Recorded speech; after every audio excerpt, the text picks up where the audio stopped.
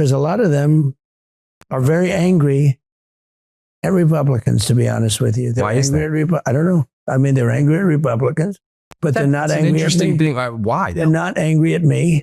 Breaking news, Republicans are panicking that the man they've spent years coddling and bending the knee to may cost them the midterms. At least some Senate Republicans are. They are reportedly looking at the midterms and concluding maybe we need a little less MAGA. The president has been touting and trying to remind voters of the no tax on tips, of the Trump accounts, and some of the other accomplishments that he's at least trying to get out ahead of.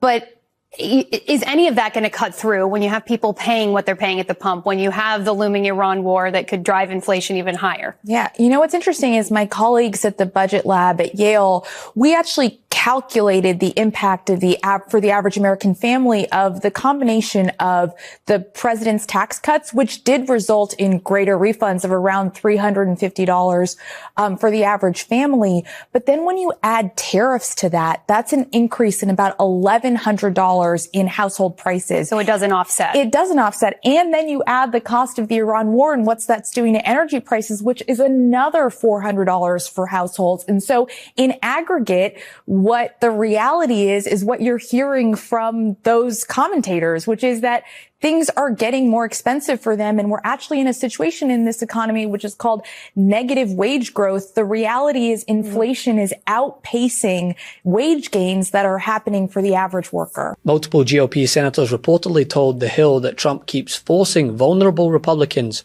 to defend policies that are extremely difficult to explain to ordinary voters. One unnamed Republican senator was asked whether colleagues now view Trump as a political liability. His response was, quote, "That's the perception in the room." Pretty damning, right? This room not being the DNC, MSNBC, or Democratic Socialists for that matter, but Republican senators. Joe, if Trump is just going to ignore the blaring alarm bells on all of this polling on the economy, is he a liability for Republicans in November? Yeah, but they have to go down with him. He's the Titanic, and every single Republican has to go down with him. Look, can we just lay out the broad context here? Donald Trump lies as he breathes. I mean, every president spins the economy. Trump out and out lies. He lies about everything. And see, when he lies about the 2020 election was stolen, a lot of people believe him. That lie will work. When he lies and says Haitian migrants were eating cats and dogs, that lie will work because a lot of people will believe him. But when Donald Trump lies about the economy, those lies won't work because, as your two guests just said, we all live the economy. We all know how much we're paying at the pump. We all know how much groceries cost. So Trump's lies about the economy simply will not work with most voters. And I got to be honest, I talk to MAGA voters every day. His lies about the economy aren't really working with them either. And that sentence tells you almost everything about where the Republican Party currently finds itself. And this is especially relevant as news came out of Florida recently that showed the once sacred Trump endorsement that was usually one of the most powerful weapons in a Republican primary may have lost its mojo. Republican Congressman Andy Ogles of Tennessee, one of the most aggressively MAGA members of the House, just lost his Republican primary despite being endorsed by Donald Trump. Ogles lost to former Tennessee Agriculture Commissioner Charlie Hatcher by roughly 6 points, with more than 80% of the vote counted when the race was called. And this is not a forgotten endorsement that Trump tossed into Truth Social 6 months ago, right? This is someone that Trump actively tried to campaign for. Last week, the president personally participated in a telephone rally for Ogles. And if you've seen some of his posts, he is firmly aligned with the MAGA contingent. And Trump told Tennessee Republicans, he's been a friend of mine. He's been a terrific guy. And then he has my complete and total endorsement. Andy Ogles is a guy who, let's just say, always looked at a situation and wondered, what's the worst possible thing I could say about this? Complete fealty to President Trump in every statement he ever made. He said Muslims don't belong in America. Homosexuality has no place in America. We can go down the list, continue to deny that the 2020 election was legitimate. There's so much there, and it appears, like many of his Republican colleagues, voters in Tennessee had seen enough. Yeah, wondered what's the worst thing you could say in this situation, and likely said the thing.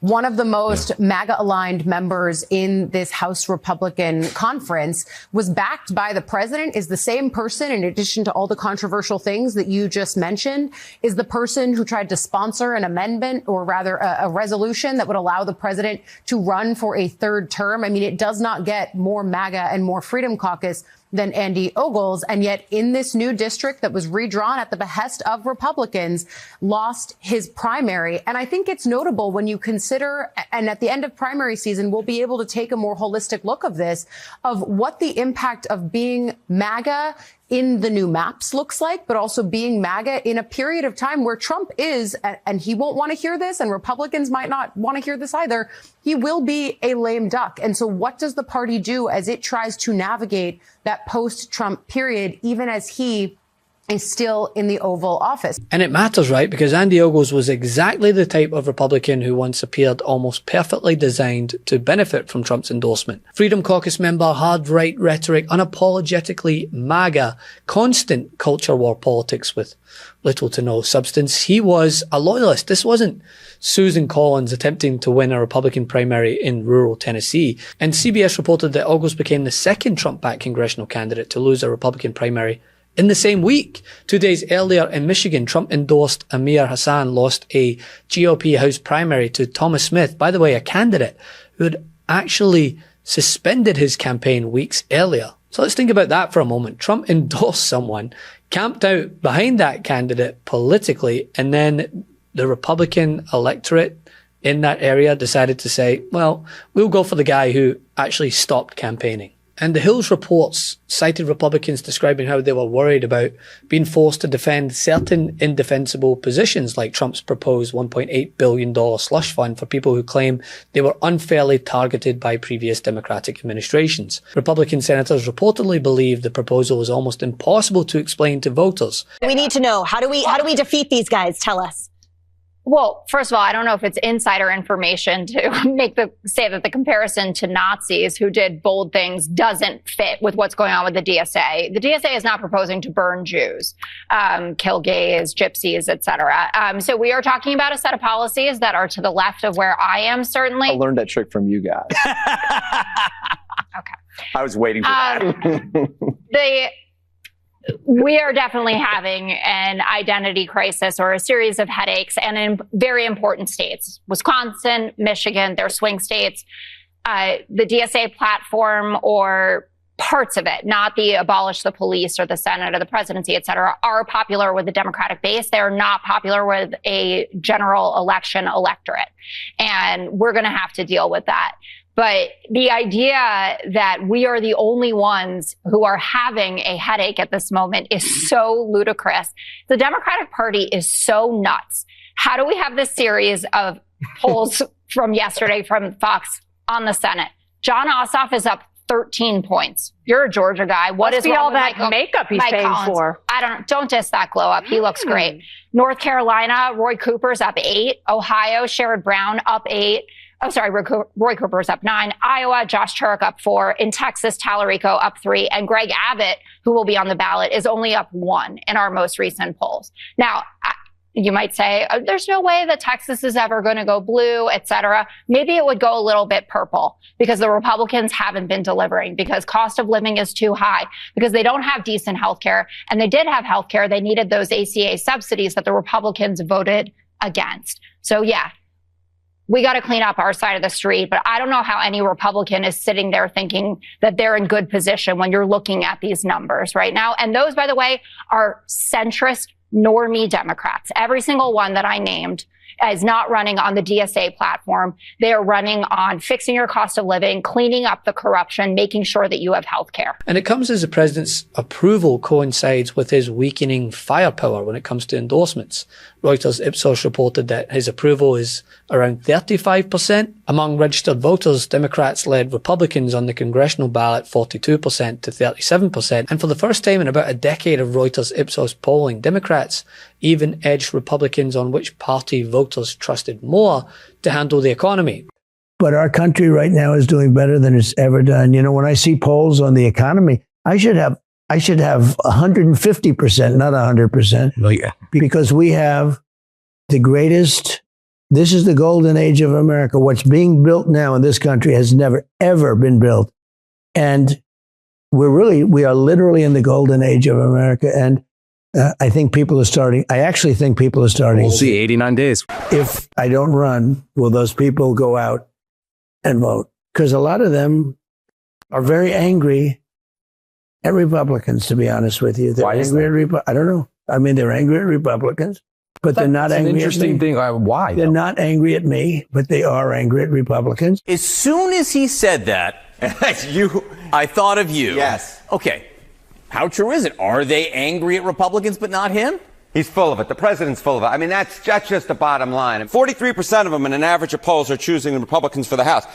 The Republicans for the House are outrunning President Trump. His approval rating is just 37% in an average of polls. They're outrunning him by 6 points. Among independents, the spread's even wider. I have it as a little nugget down there. The House Republicans are outrunning Donald Trump by 9 points, although they're both doing poorly. But the bottom line is this. When Donald Trump says that voters are angry at Republicans, not him, that, simply put, is not the case looking at the data. Voters who want congressional Republicans to do more to stand up to Trump or work with Trump. 56% say more to stand up to Trump. That's what they want congressional Republicans to do, compared to just 35% who say they want congressional Republicans to work more with them.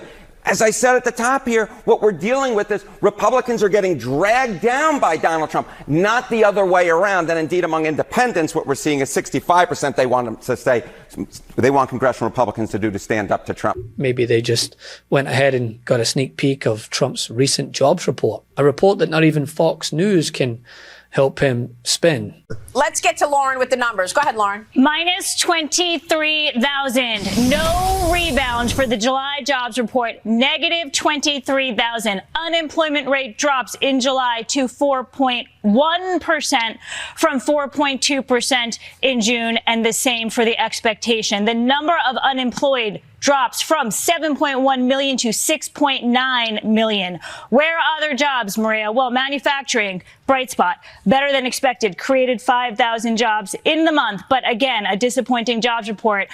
In just 2 days after President Trump traveled out to Las Vegas looking for a reset so midterm Republicans can talk less about the war in Iran and more about the economy delivered some unwelcome news. In my second term, we're achieving our economic independence. The road to economic independence can be bumpy, including a big miss in July's jobs report, which projected 80,000 jobs added, but found 23,000 jobs cut. Midterm implications, TBD. The question is, will they vote? Because a lot of them are very angry, not angry at me, but they are angry at Republicans. Jobs reports for May and June were revised down 103,000 jobs, but the Trump team says there's a bright side. There's a boom in manufacturing and construction across every manufacturing industry just about. And so factories are being built at a pace that we've never seen before. Mines, too, specifically for rare earth minerals. The United States is opening new mines at the fastest pace, and we opened the first American rare earth mine in more than 70 years. Critical minerals are the raw materials of American strength that power everything from advanced weaponry to automobiles. Onshoring advanced weapons systems could prove critical, as the Iran war has demonstrated how quickly advanced weapons systems stockpiles can dry up. There is a light at the end of the tunnel in Iran, though. Reuters is citing a U.S. official who says, quote, "We expect a deal soon." And, quote, "Once a deal is announced to restore commercial shipping without impediments, the U.S. will lift the blockade of Iranian ports." But anyway, I won't hold my breath for the full-blown MAGA exodus, but it would be foolish not to note the trends in how the president seems to be responding. Hey, if you want the full story, how democracy got here and how we take it back, pre-order our new book, WTF America, today. Just scan the QR code or click the link in the description. Let's do this.